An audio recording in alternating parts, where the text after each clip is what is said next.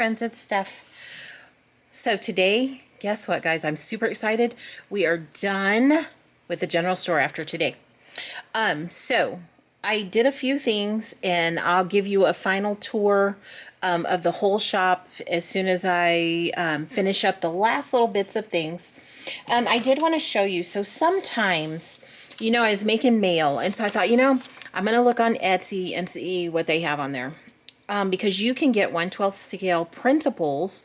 They're already sized correctly, and if you're like me, I don't have a program that I can resize things in that I know of yet. I haven't played around with it or anything just yet.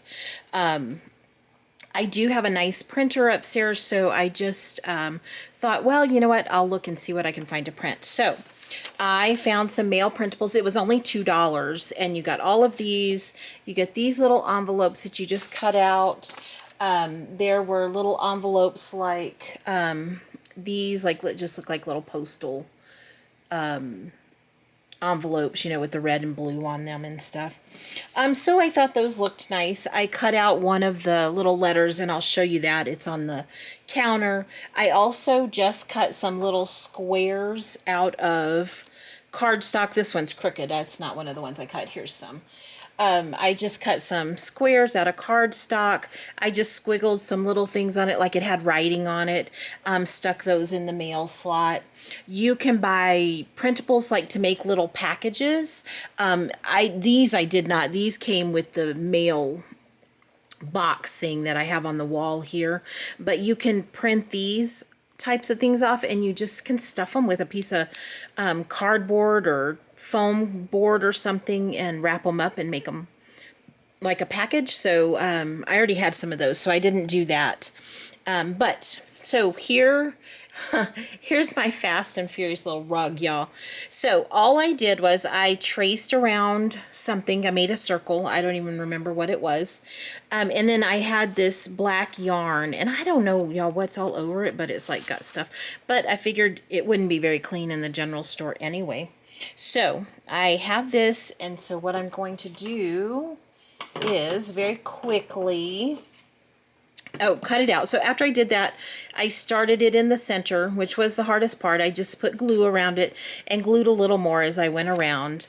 It's on a piece of cardstock, so now all I have to do is cut out around it. You could do this with anything.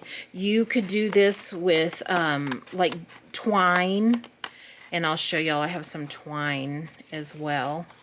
If you do something color and you don't want your white paper to show through, and you can cut it at a little slight of an angle, but all you got to do is take a pen, a marker, Sharpie, whatever, and you can color around the edges of your paper. I did this ahead of time because I needed the glue to dry a little bit, so that's why I did it off camera.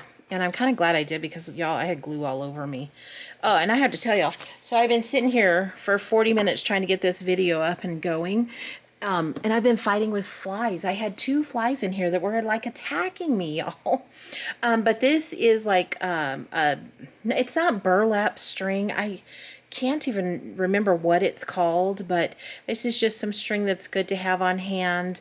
I could have made the rug out of this, but decided just to use some yarn. I thought that was easiest. So we will move our washboard that's for sale. And look, y'all, I got one of our little kitty cats. I thought he'd be so cute in the general store. So we have a little shop pet for the general store. And yeah, so we'll see how he does. Okay, I'm going to take y'all off the tripod. Y'all, there's still a fly in here. Oh my gosh, I thought I got them all.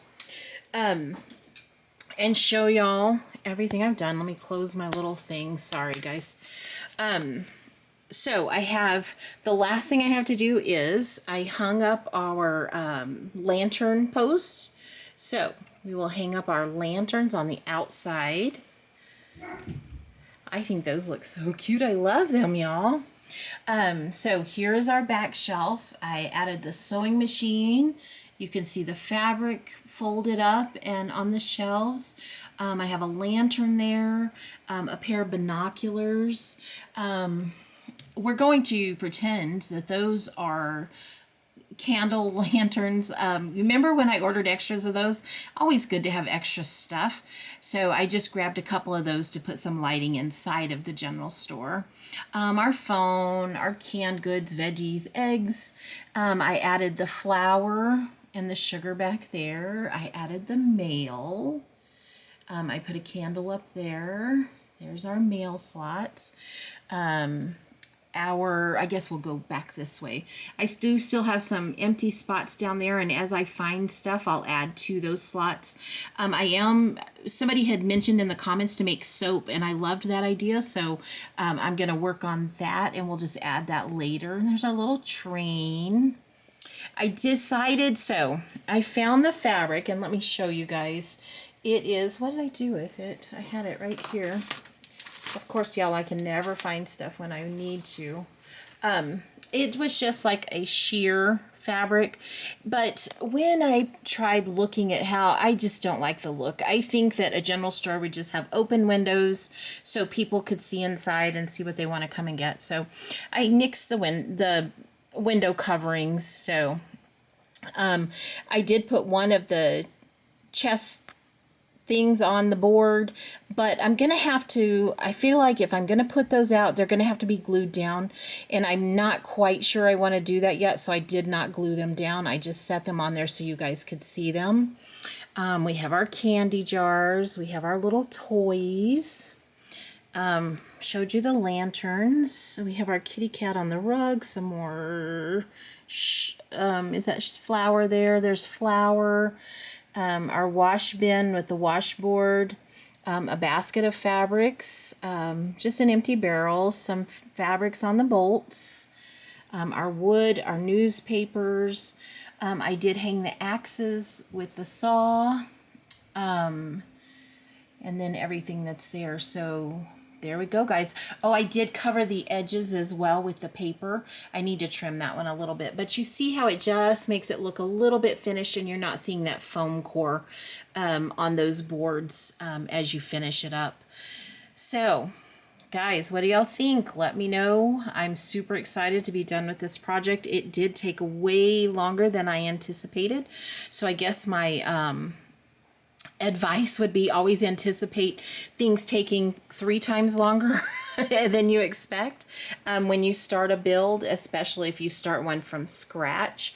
If we had made all of this stuff, which we definitely could have, we could have built the shelves, we could have made the produce stands, everything. We could have just built everything.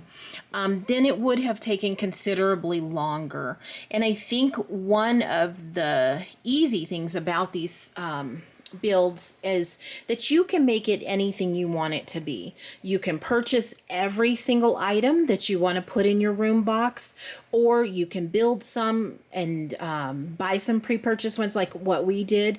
You know, we made some things, bought some things, and that's kind of the way I like to do it, because again, I want this hobby to be fun for you guys, and I want the builds that we do to be very simple and easy to do for a beginner or somebody who's been doing it for years that just wants to do a new room box. So that is my goal. As I go through this and I'm doing things for you guys, I want it to be something that's not only easy but fun and easily accessible items for you. I will do some things like with some upcycled things, but I want to make sure that it's things that people can readily get, because if I'm building something out of something random that I can get near me, but you guys can't get, what good is that for you? I mean, we can always use our imaginations and see what else we can use, but that's my goal for all of this, is to make it easy and fun and accessible for everybody. So let me know what you think about the general store. We are going to retire it officially, and when I see y'all next week, I will have Lucy's apartment cut out and ready to go. I will say, keep in mind, guys, when you do a room box like this from scratch, it's always much bigger than you think it is, because as I put this one together, I probably could have come in a couple of inches and made it just a tad smaller. I do with the final, with the cutting table, I do and am happy with how big this one ended up being, but it almost was too big. So just keep that in mind when you're doing a room box. You can do a corner box where you just have the two walls at the back, and it can be 6 by 6, and your little flooring can be 6 inches. So, you know, these are so customizable and so simple, especially when you use foam core board. Or you can, again, you can buy pre-made room boxes. You can buy room boxes that you just glue together, but all the pieces are there. So I think that this is something that everybody could do. You can use cardboard, you could use construction paper. I mean, you literally can do anything. You can just make little vignettes where you just have a little box and you put a little few things in there, take some pictures, enjoy it, and then you take it all out and start again with a different type of room. So don't be afraid to just get started. I think that's the scariest part, guys, is just getting started. And you all remember when we started this, there was literally nothing in this box. We started with that floor. It didn't go as planned, and guys, nothing ever goes as planned. But look, I mean, you can't tell that we had any issues with the flooring. Looks fine in there. Nobody's going to get up close and inspect it, at least not at my house. If they do, I might throat punch them. I'm just kidding. But there we go. I so appreciate all of you coming on this journey with me as we did this room box. I am so looking forward to Lucy's. And I hope you all will join me for that. If you have friends that you think would enjoy it, please share my videos. Please make sure you like and subscribe. If you're returning, I so appreciate you. I love reading your comments and your ideas. You guys inspire me so much. And I hope to see you come along on the Lucy journey. So thanks, guys, and I will see you soon. Bye-bye.